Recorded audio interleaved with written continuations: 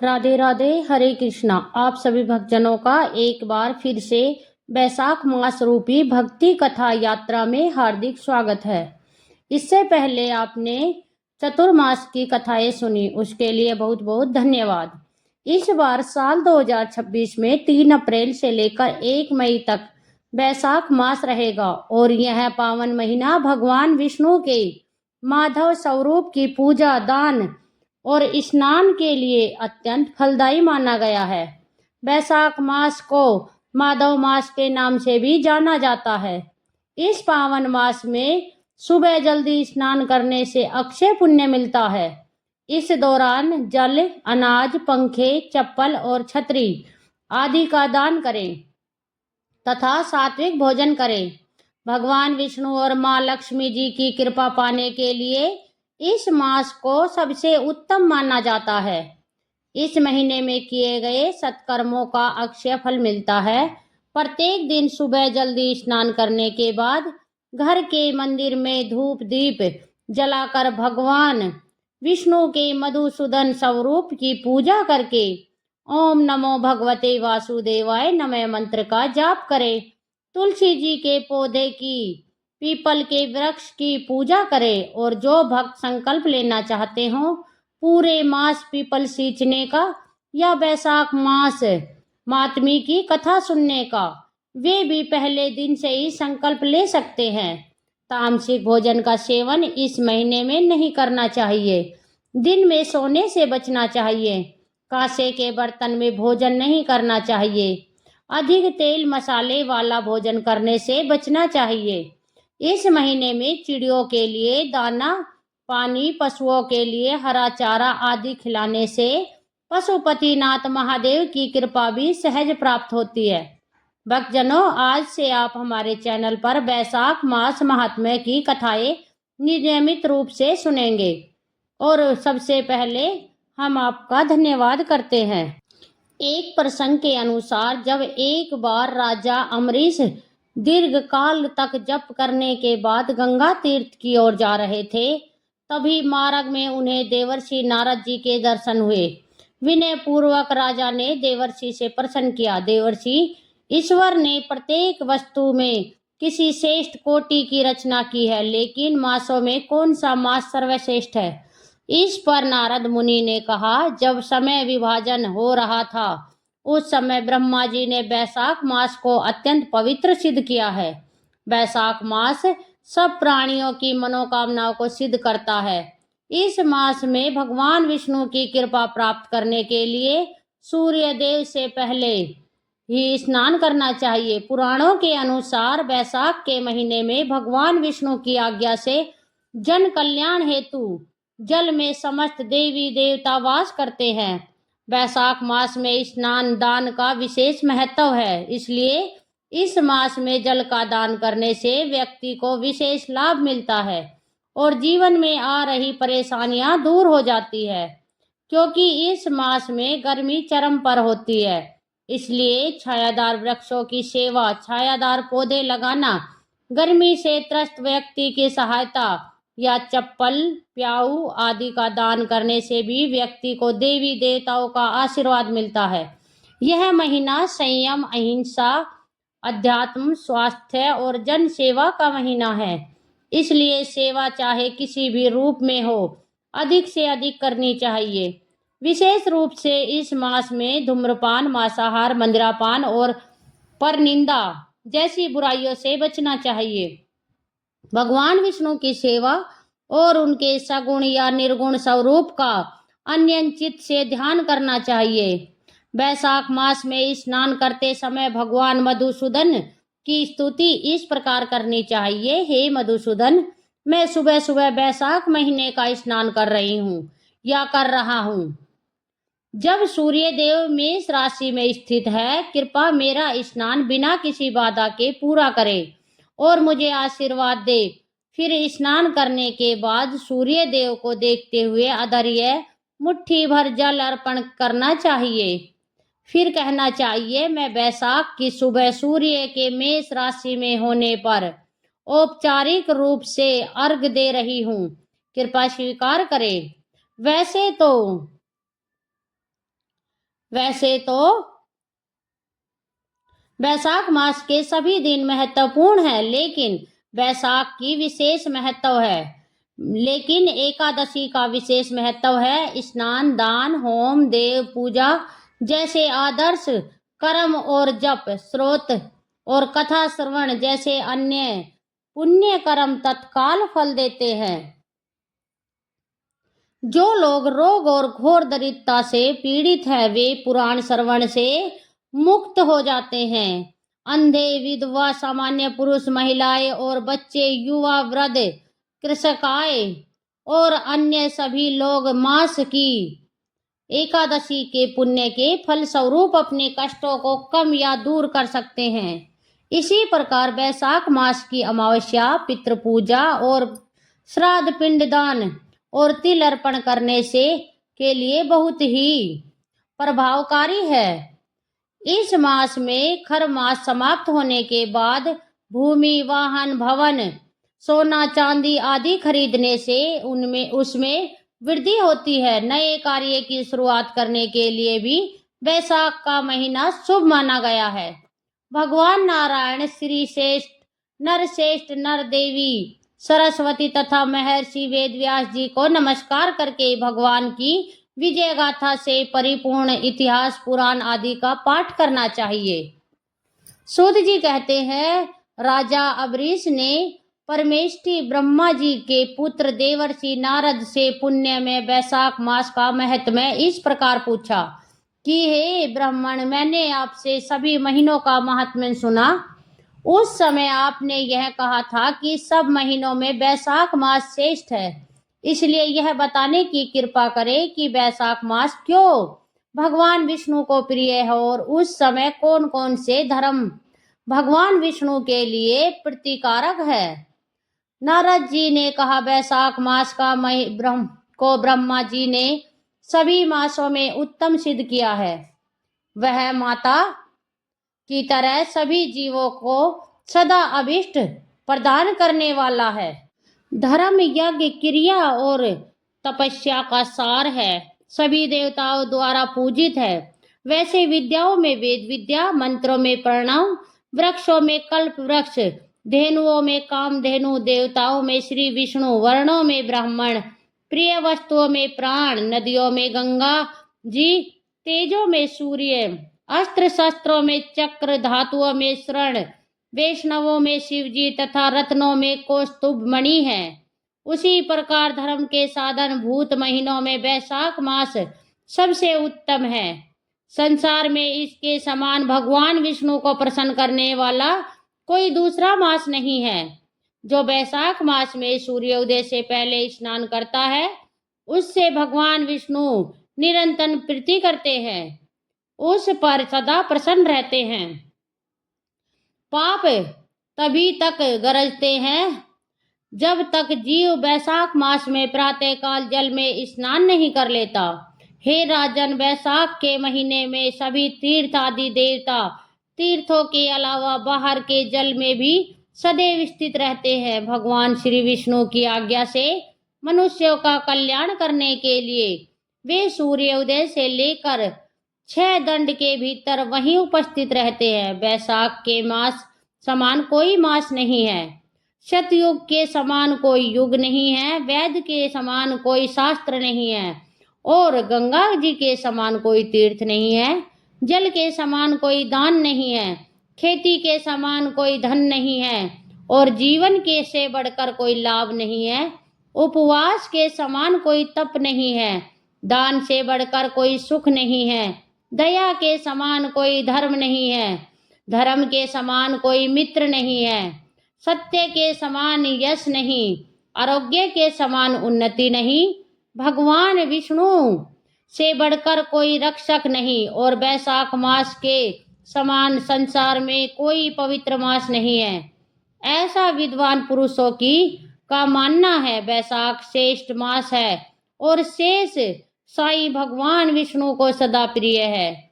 सब दानों में से पुण्य होता है और सब तीर्थों में जो फल होता है उसी को मनुष्य वैशाख मास में केवल जल दान प्रदान करके प्राप्त कर लेता है। जो जल दान करने में असमर्थ है, ऐसे ऐश्वर्य की अभिलाषा रखने वाले पुरुष को उचित है कि वह दूसरों को प्रबोधन करे, अर्थात दूसरों को प्रोत्साहित करे, दूसरे को जल दान का महत्व समझाए। यह सब दोनों से बढ़कर हितकारी है।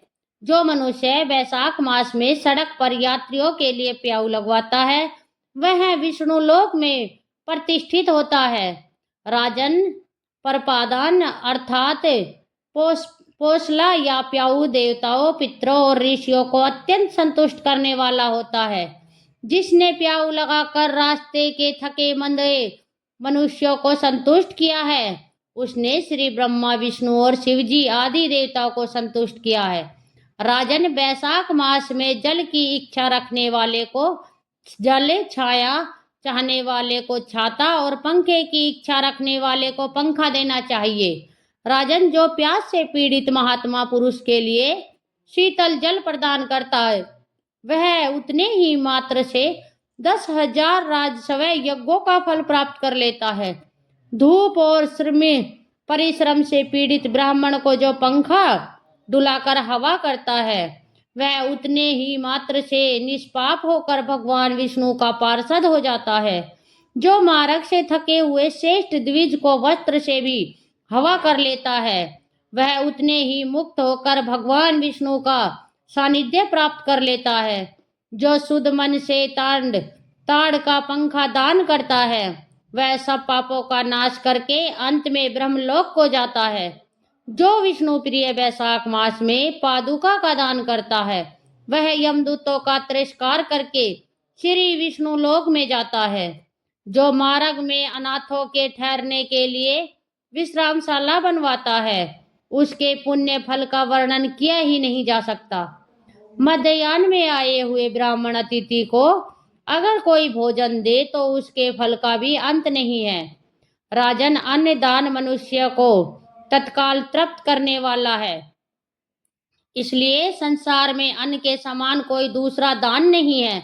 जो मनुष्य मार्ग के थके हुए ब्राह्मण या फिर अन्य व्यक्तियों के लिए आश्रय देता है, उसके पुण्य फल का वर्णन नहीं किया जा सकता।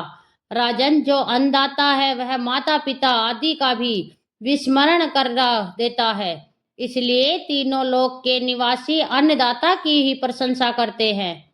माता और पिता केवल जन्म के हेतु है, लेकिन जो अन्न देकर पालन करता है, मनीषी पुरुष इस लोक में उसी को पिता कहते हैं। नारद जी कहते हैं, वैशाख मास में धूप से तपे और थके मांदे ब्राह्मणों को या अन्य व्यक्तियों को श्रमनाशक सुखद पलंग देकर मनुष्य कभी जन्म, मृत्यु आदि के क्लेशों से कष्ट नहीं पाता। जो वैशाख मास में पहनने के लिए कपड़े और बिछोने के लिए बिछावन देता है, वह उसी जन्म में सभी भोगों से संपन्न हो जाता है और सभी पापों से रहित होकर ब्रह्मा निर्वाण अर्थात मोक्ष को प्राप्त कर लेता है। जो तिनके की बनी हुई या अन्य खजूर आदि के पत्तों की बनी हुई चटाई का दान करता है, उसकी उस चटाई पर साक्षात भगवान विष्णु सोते हैं। चटाई देने वाला बैठने और बिछाने आदि में सब ओर से सुखी रहता है। जो सोने के लिए चटाई और कंबल देता है, वह उतने ही मात्र से मुक्त हो जाता है। निद्रा से दुख का नाश होता है, निद्रा से थकावट दूर होती है और वह निद्रा चटाई पर सोने वाले को सुखपूर्वक भी आ जाती है। धूप से कष्ट पाए हुए श्रेष्ठ ब्राह्मण को जो सूक्ष्मतर वस्त्र दान करता है, वह पूरी आयु और परलोक में उत्तम गति को प्राप्त करता है। जो पुरुष ब्राह्मण को फूल और रोली देता है, वह लौकिक भागों का भोग करके मोक्ष को प्राप्त कर लेता है। जो खस कुश और जल से वासित चंदन देता है, वह सब भोगों में देवताओं की सहायता प्राप्त करता है और उसके पाप और दुख की हानि होकर परमानंद की प्राप्ति होती है। वैशाख के धर्म को जानने वाला जो पुरुष गोरोचन और कस्तूरी का दान करता है, वह तीनों तपों से सदा के लिए मुक्त होकर परम शांति को प्राप्त कर लेता है। जो विश्रामशाला बनवाकर प्याऊ सहित ब्राह्मणों को दान करता है वह लोकों का अधिपति बन जाता है। जो सड़क के किनारे बगीचा, पोखरा, कुआं और मंडप बनवाता है वह धर्मात्मा है। उसे पुत्रों की क्या आवश्यकता है। उत्तम शास्त्र का श्रवण, तीर्थ यात्रा, सत्संग, जल दान, अन्नदान, पीपल का वृक्ष लगाना तथा पुत्र, इन 7 को यज्ञ पुरुष संतान मानते हैं। जो वैशाख मास में तापनाशक ताकर दान करता है वह इस पृथ्वी पर विद्वान और धनवान हो जाता है। धूप के समय मुट्ठे के समान कोई दान नहीं, इसलिए रास्ते के थके मांदे ब्राह्मण को या अन्य व्यक्ति को मट्ठा दान में देना चाहिए। जो वैशाख मास में धूप की शांति के लिए दही या खांड दान करता है तथा पुरुष प्रिय वैशाख मास में जो स्वच्छ चावल देता है वह पूरी आयु और संपूर्ण यज्ञों का फल प्राप्त कर लेता है। जो पुरुष ब्राह्मण के लिए गोघित्र अर्पित करता है वह अश्वमेघ यज्ञ का फल पाकर विष्णु लोक में आनंद का अनुभव करता है। जो दिन के ताप की शांति के लिए सायंकाल में ब्राह्मण को ऊख दान करता है उसको अक्षय पुण्य की प्राप्ति होती है। जो वैशाख मास में शाम को ब्राह्मण के लिए फल और शरबत देता है उससे उसके पितरों को निश्चय ही अमृत पान का अवसर मिलता है। जो वैशाख के महीने में पके हुए आम के फल के साथ शरबत देता है उसके सारे पाप निश्चय ही कट जाते हैं। जो वैशाख की अमावस्या को पितरों के उद्देश्य से कस्तूरी, कपूर, बेला और खस की सुगंध से वासित शरबत से भरा हुआ घड़ा दान करता है वह क्षण में घड़ा दान करने के पुण्य प्राप्त कर लेता है। वैशाख मास में तेल लगाना, दिन में सोना, कांसे के बर्तन में भोजन करना, खाट पर सोना, घर में नहाना, निषिद्ध पदार्थ खाना। वैशाख में व्रत का पालन करने वाला पुरुष पन्ना पत्ते में भोजन करता है वह सभी पापों से मुक्त होकर श्री विष्णु लोक को जाता है। जो विष्णु भक्त पुरुष वैशाख मास में नित्य प्रति नदी में स्नान करता है वह तीनों जन्मों के पाप से निश्चित ही मुक्त हो जाता है। जो प्रातः काल सूर्य उदय के समय किसी समुद्रगामिनी नदी में वैशाख स्नान करता है वह 7 जन्मों के पापों से तत्काल मुक्त हो जाता है। जो मनुष्य 7 गंगाओं में से किसी में उषा काल में स्नान करता है वह करोड़ों जन्मों में अर्जित किए हुए पाप से निसंदेह मुक्त हो जाता है। जानवी अर्थात गंगा जी, गोदावरी, कालिंदी अर्थात यमुना, सरस्वती, कावेरी, नर्मदा और वेणी ये 7 गंगाएं कही गई है। वैशाख मास आने पर जो प्रातःकाल बावरियों में स्नान करता है उसके महापापों का भी नाश हो जाता है। कंद, मूल, फल, शाख, नमक, गुड़, बेर, पात्र, जल और तर्क जो भी वैशाख मास में दिया जाए वह सब अक्षय होता है। तक्र अर्थात छाछ या मट्ठा ब्राह्मण आदि देवता भी बिना दिए हुए कोई वस्तु नहीं पाते। जो दान से हीन है, जो कभी दान नहीं करते वह निर्धन होते हैं। इसलिए सुख की इच्छा रखने वाले पुरुष को वैशाख मास में अवश्य ही दान करना चाहिए। सूर्य देव के मेष राशि में स्थित होने पर भगवान श्री विष्णु के उद्देश्य से अवश्य ही प्रातःकाल स्नान करके भगवान विष्णु की पूजा करनी चाहिए। कोई महरथ नामक एक राजा था जो कामनाओं में आसक्त और अजितेंद्रिय था। वह केवल वैशाख स्नान के सुयोग से स्वतः ही वैकुंठ धाम को चला गया। वैशाख मास के देवता भगवान मधुसूदन हैं, इसलिए वह सफल मास है। वैशाख मास में भगवान की प्रार्थना का मंत्र इस प्रकार है। मधुसूदन देवेश वैशाखे मेषगे रवि प्रातः स्नानम करिष्यामि निर्विघ्नं कुरु माधव अर्थात हे माधव, मधुसूदन में मेष राशि में सूर्य के स्थित होने पर वैशाख मास में प्रातः स्नान करूंगा। आप इसे निर्विघ्न पूर्ण कीजिएगा। फिर हर दिन इस मंत्र के साथ या हिंदी अर्थ के साथ अधर्य प्रदान करना चाहिए। बैसाखे मेष के भानों प्रातः स्नान परायण अर्द्रियम ते अहम प्रदर्शयामि। मधुसूदन अर्थात सूर्य के मेष राशि पर स्थित रहते हुए बैसाख मास में प्रातः स्नान के नियम में संलग्न होकर मैं आपको अधर्य देता हूँ। हे मधुसूदन, कृपया इसे ग्रहण कीजिए। इस प्रकार अर्घ समर्पित करके फिर स्नान करें। फिर वस्त्रों को पहनकर संध्या तर्पण आदि सभी कर्मों को पूरा करके बैसाख मास में विकसित होने वाले पुष्पों से भगवान विष्णु की पूजा करें। इसके बाद बैसाख मास के महात्म्य को सूचित करने वाली भगवान विष्णु की कथाएं सुने। ऐसा करने से कोटि जन्मों के पापों से मुक्त होकर मनुष्य मोक्ष को प्राप्त कर लेता है। यह शरीर अपने अधीन है, जल भी अपने अधीन है, साथ ही अपनी जीवा भी अपने वश में है। इसलिए इस स्वाधीन अर्थात अपने वश में रहे शरीर से स्वाधीन जल में स्नान करके स्वाधीन जीव्या से हरि इन दो अक्षरों का उच्चारण करना चाहिए।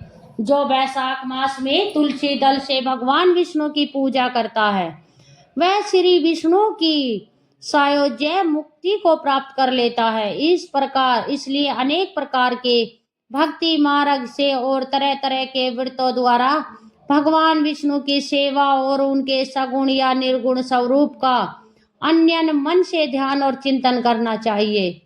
इस प्रकार बैसाख मास मातम का पहला अध्याय पूर्ण हुआ। सभी प्रेम से बोलिए माधव मास की जय। अब सुनिए कल से आगे की भगवत कथा का वृतांत।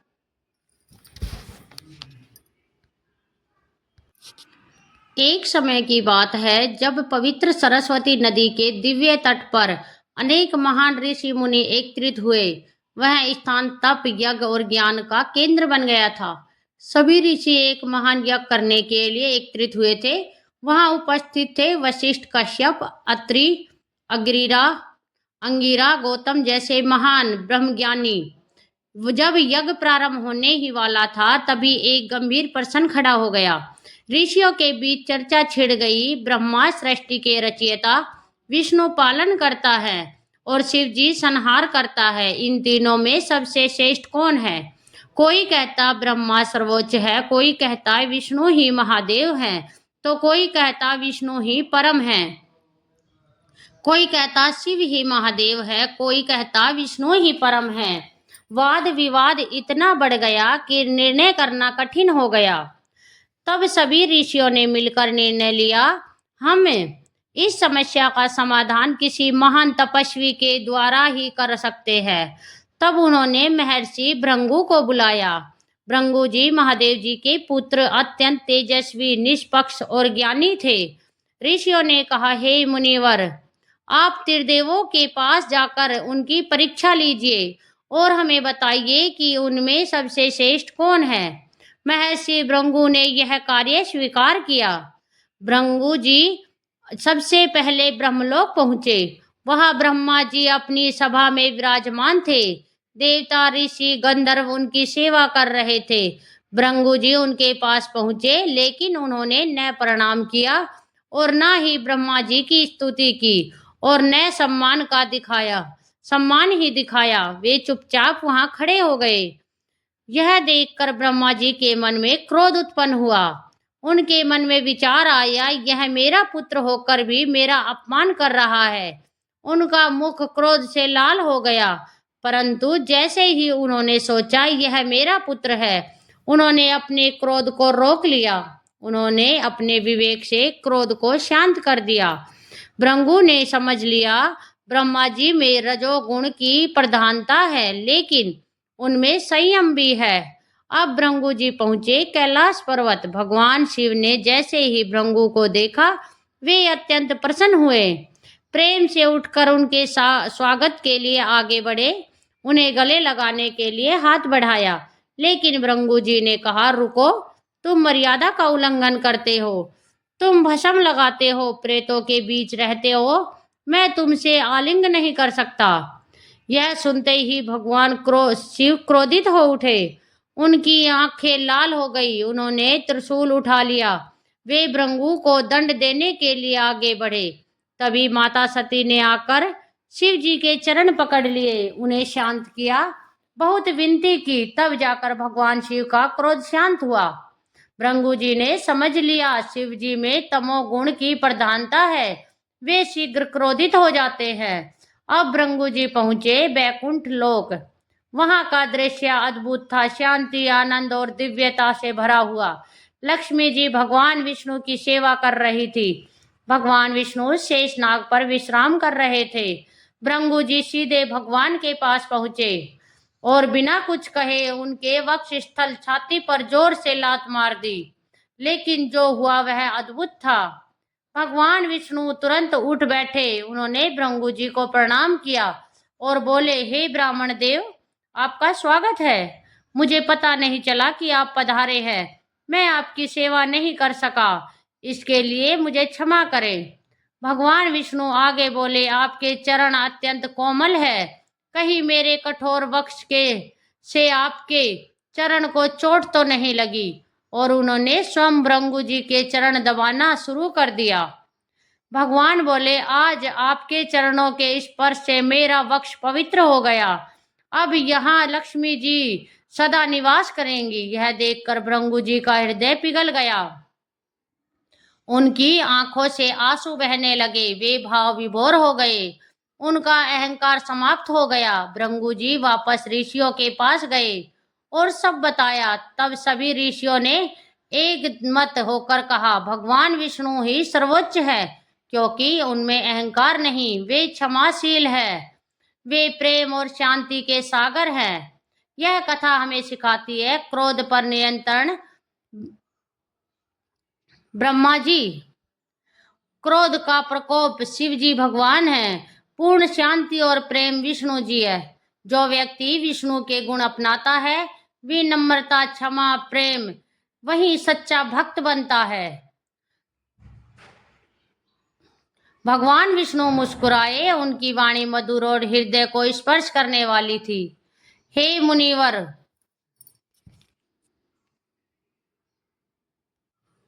लेकिन यह सब देखकर माता लक्ष्मी के मन में एक अलग भाव उत्पन्न हुआ। वे सोचने लगी, मेरे प्रभु के हृदय पर किसी ने प्रहार किया और प्रभु उसे सम्मान दे रहे हैं। उसके मन में थोड़ा क्रोध और दुख उत्पन्न हुआ।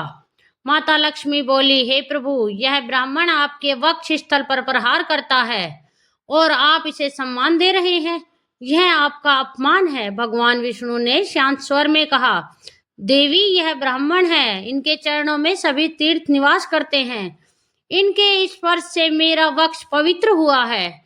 यह सुनकर लक्ष्मी जी शांत हो गई, लेकिन उनके हृदय में एक संकल्प जन्म ले चुका था। कथा के अनुसार माता लक्ष्मी ने मन ही मन कहा, जिस ब्राह्मण ने मेरे पति के हृदय पर प्रहार किया है, मैं कभी उसके घर स्थायी रूप से निवास नहीं करूंगी। इसी कारण कहा जाता है, ब्राह्मणों के पास ज्ञान होता है पर धन स्थायी नहीं होता।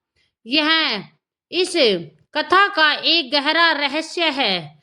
भृगु जी भगवान विष्णु को प्रणाम करके वहां से लौट आए। वे सीधे पहुंचे सरस्वती नदी के तट पर, जहां सभी ऋषि मुनि उनका इंतजार कर रहे थे। भृगु जी ने कहा, हे ऋषियों, मैंने तीनों देवताओं की परीक्षा ली है। अब मैं आपको सच्चाई बताता हूँ। मैंने ब्राह्मण जी का अपमान किया, उन्हें क्रोध आया, परंतु उन्होंने उसे नियंत्रित कर लिया। निष्कर्ष निकला, रजोगुण प्रधान है ब्राह्मण देवता में। मैंने शिव जी भगवान का अपमान किया, वे तुरंत क्रोधित हो गए, मुझे मारने के लिए त्रिशूल उठा लिया। तमोगुण प्रधान है। विष्णु जी के बारे में उन्होंने बताया, मैंने विष्णु जी को लात मारी, लेकिन उन्होंने मुझे प्रणाम किया, मेरे चरण दबाए, मुझसे क्षमा मांगी। उनमें सत्व गुण से भी परे परम शुद्ध है। सभी ऋषि मुनि एक मत होकर बोले, भगवान विष्णु ही सर्वोच्च है, क्योंकि वे शांत है, वे क्षमाशील है, वे अहंकार रहित है, वे प्रेम के सागर है। हे परीक्षित, इस कथा का केवल बाहरी अर्थ ही नहीं बल्कि एक गहरा आध्यात्मिक संकेत भी है। ब्रह्मा रजोगुण, सर्जन कर्म और इच्छा, शिवजी तमोगुण, संहार क्रोध और विरक्ति, विष्णु सत्व गुण, शांति संतुलन और प्रेम बनाए रखने वाले देवता है। लेकिन भगवान विष्णु सत्व से भी परे है, वे परम ब्रह्मा है, वे ही मोक्ष के दाता हैं। तो दोस्तों, जब भगवान विष्णु भृगु के चरण दबा रहे थे तब उन्होंने धीरे धीरे उस अहंकार की आंख को दबा दिया और उसी क्षण भृगु जी का अहंकार समाप्त हो गया। अहंकार का अंत, भक्ति की शुरुआत। जैसे ही अहंकार समाप्त हुआ, भृगु जी का हृदय शुद्ध हो गया, उनकी आंखों से प्रेम के आंसू बहने लगे, वे भगवान के सच्चे भक्त बन गए। हे परीक्षित, आपने भगवान विष्णु के वक्ष स्थल पर एक विशेष चिन्ह देखा होगा जिसे श्रीवत्स कहा जाता है। जब भृगु जी ने भगवान के वक्ष पर प्रहार किया, उसी स्थान पर एक दिव्य चिन्ह बन गया, वहीं आगे चलकर श्रीवत्स कहलाया। श्री मतलब लक्ष्मी माता, वत्स प्रिय, अर्थात जहां लक्ष्मी का निवास है वही श्रीवत्स है। भगवान विष्णु ने उस प्रहार को भी आभूषण बना लिया। यह सिखाता है भगवान अपमान को भी सम्मान में बदल देते हैं। भगवान विष्णु बोले थे, अब लक्ष्मी जी मेरे वक्ष स्थल में सदा निवास करेंगी। इसका अर्थ है जहां विनम्रता है, जहां प्रेम है, जहां अहंकार नहीं है, वहां लक्ष्मी स्वयं आती है। हे राजन, इस कथा में 3 अवस्थाएं दिखाई देती है। हम क्रोध को रोकते हैं पर भीतर रहता है। शिव जी क्रोध को प्रकट करना, हम तुरंत प्रतिक्रिया कर देते। विष्णु भगवान, क्रोध का अस्तित्व ही नहीं, हम प्रेम में स्थित रहते हैं, यह पूर्णतः है। हे परीक्षित, जो व्यक्ति अपमान होने पर भी शांत रहे, शत्रु को भी प्रेम दे, हर परिस्थिति में विनम्र रहे, वही सच्चा विष्णु स्वरूप बन जाता है। अहंकार से भगवान दूर हो जाते हैं और विनम्रता से भगवान हृदय में आ जाते हैं। आज के समय में लोग छोटी छोटी बात पर क्रोधित हो जाते हैं, अपमान सहन नहीं कर पाते, अहंकार में जीते हैं। लेकिन यह कथा हमें सिखाती है शांत रहना, क्षमा करना और प्रेम देना, यही सच्ची भक्ति है। हे राजन, भगवान विष्णु ने भृगु जी को दंड क्यों नहीं दिया? क्योंकि भगवान दंड नहीं देते, वे सुधारते हैं। उन्होंने भृगु जी का अहंकार ही समाप्त कर दिया। इस कथा से स्पष्ट होता है, ज्ञान से नहीं, तप से नहीं, यज्ञ से नहीं, केवल विनम्र भक्ति से भगवान प्राप्त होते हैं। यदि जीवन में भगवान को पाना है तो भृगु नहीं, विष्णु बनो।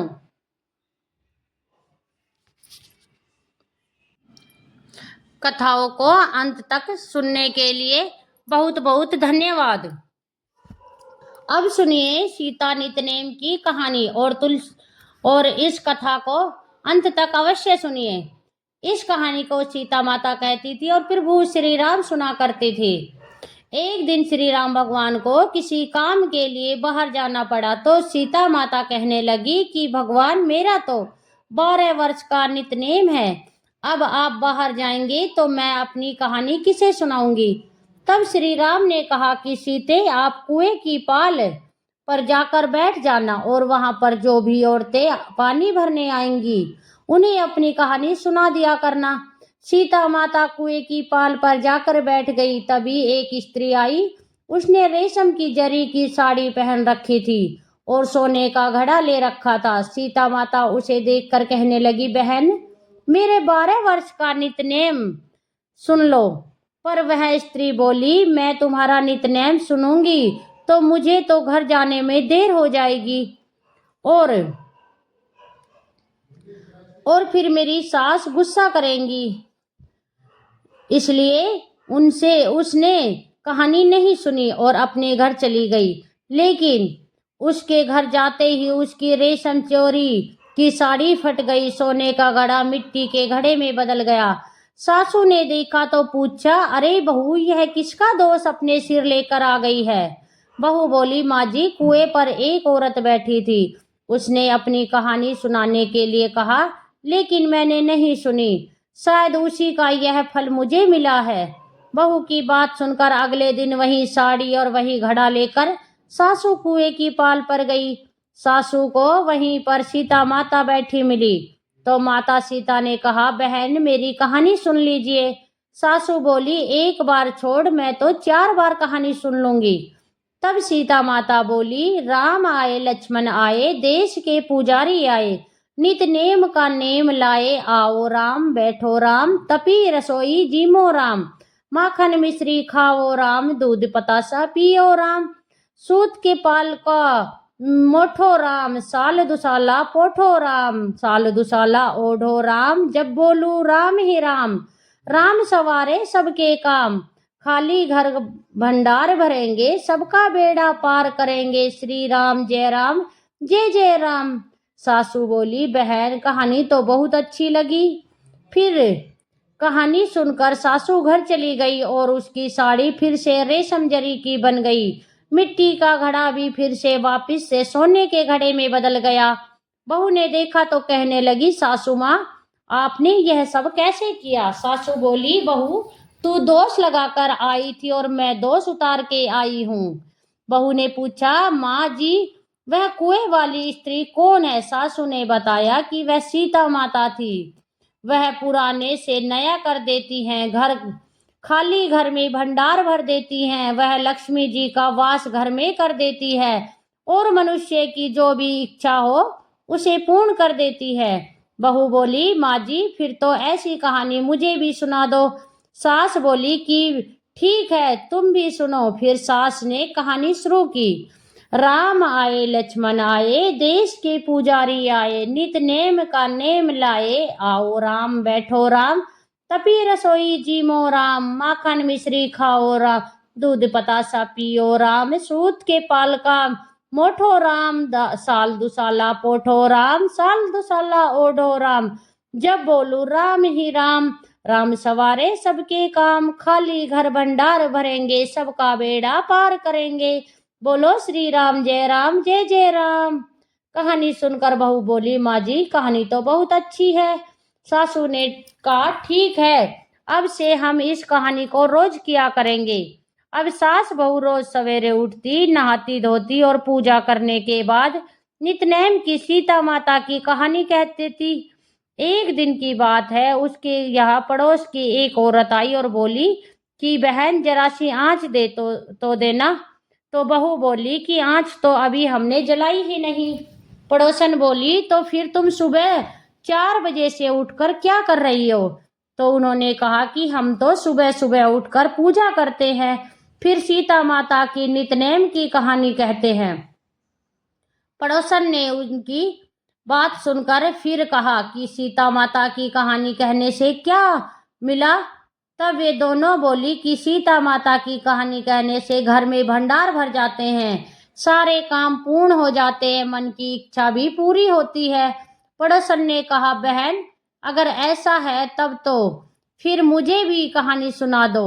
तब बहू बोली, ठीक है तुम भी यह कहानी सुन लो। राम आए लक्ष्मण आए, देश के पुजारी आए, नित नेम का नेम लाए, आओ राम बैठो राम, तपी रसोई जीमो राम, माखन मिश्री खाओ राम, राम दूध बतासा पियो राम, सूत के पाल का मोठो राम, साल दुसाला पोठो राम, साल दुसाला ओढ़ो राम, जब बोलू राम ही राम, राम सवारे सबके काम, खाली घर भंडार भरेंगे, सबका बेड़ा पार करेंगे, जय श्री राम जय जय राम।